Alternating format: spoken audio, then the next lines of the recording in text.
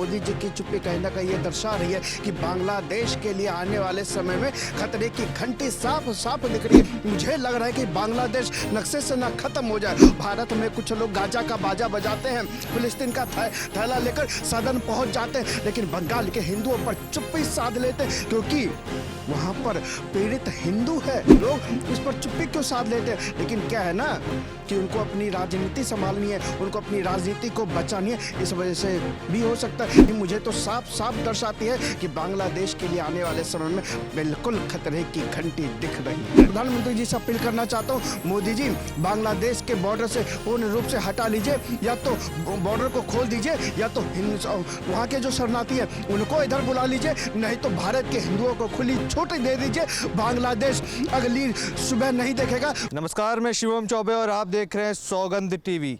हिंदुओं के खिलाफ बांग्लादेश के अंदर लगातार जो अत्याचार की सीमा है वो पार होती जा रही है। जहां एक तरफ शेख हसीना जब बांग्लादेश छोड़कर आई थी तो उस समय भी एक बड़ी हिंसा हुई थी, और उसके बाद अब मोहम्मद यूनुस की सरकार में भी बांग्लादेश में हिंदू सुरक्षित नहीं है।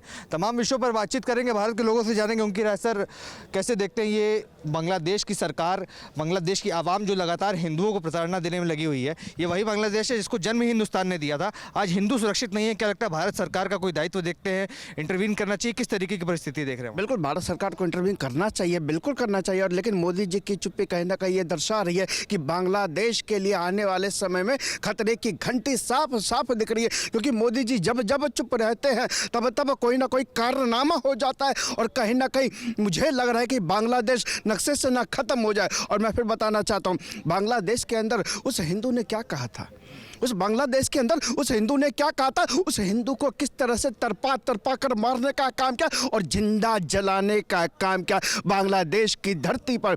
मैं फिर कहना चाहता हूं, आखिर ये चाहते क्या, इनकी मानसिकता क्या है? भारत में कुछ लोग गाजा का बाजा बजाते हैं, फिलिस्तीन का थैला लेकर सदन पहुंच जाते हैं, लेकिन बंगाल के हिंदुओं पर चुप्पी साध लेते हैं क्योंकि वहाँ पर पीड़ित हिंदू है, वहाँ पर पीड़ित हिंदू है। आखिर ये बांग्लादेश में चल क्या रहा है भैया, ये चल क्या रहा है? बांग्लादेश में भारत के कुछ लोग इस पर चुप्पी क्यों साध लेते हैं? लेकिन क्या है ना कि उनको अपनी राजनीति संभालनी है, उनको अपनी राजनीति को बचानी है। इस वजह से भी हो सकता है। लेकिन मैं फिर कहना चाहता हूँ, मोदी जी की चुप्पी कहीं ना कहीं मुझे तो साफ साफ दर्शाती है कि बांग्लादेश के लिए आने वाले समय में बिल्कुल खतरे की घंटी दिख रही है। नहीं, पर क्या लगता है, आपने जिक्र किया कि कई लोगों को हमदर्दी है फिलिस्तीन से, हमास से, पर कई राजनेताओं को छोड़ के भी हम देखें, कई सेलिब्रिटीज़ हैं, कई सोशल मीडिया इन्फ्लुएंसर हैं जो ऑल आइज ऑन रफा की बात करते हैं, पर कहीं ना कहीं all eyes on Bangladeshi Hindus की बात आती है तो मौन साध लेते हैं। क्या मजबूरी देखते हैं, क्योंकि वो तो राजनीति में नहीं है, उनकी क्या मजबूरी हो? देखिए, मजबूरी है भाई,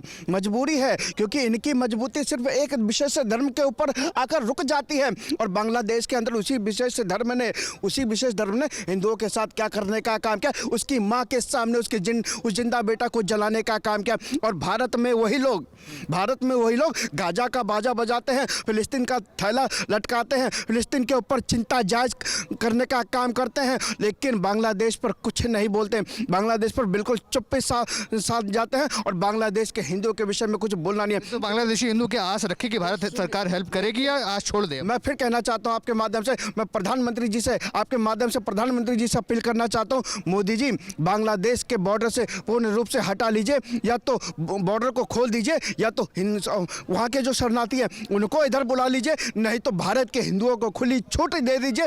बांग्लादेश अगली सुबह नहीं देखेगा। मैं आपको पूर्ण रूप से विश्वास दिलाना चाहता हूँ। लेकिन जिस तरह से कायराना पूर्ण हरकत वो कर रहे हैं बांग्लादेश के अंदर, पूरे भारत में एक लहर है, कहीं ये लहर एक ज्वाला का रूप ना ले ले। तो मैं फिर कहना चाहता हूँ, बांग्लादेशियों, कटमुल्लों, सुधर जाओ, समझ जाओ, यही समय है। आप देख रहे हैं सौगंध टीवी, सौगंध वतन की।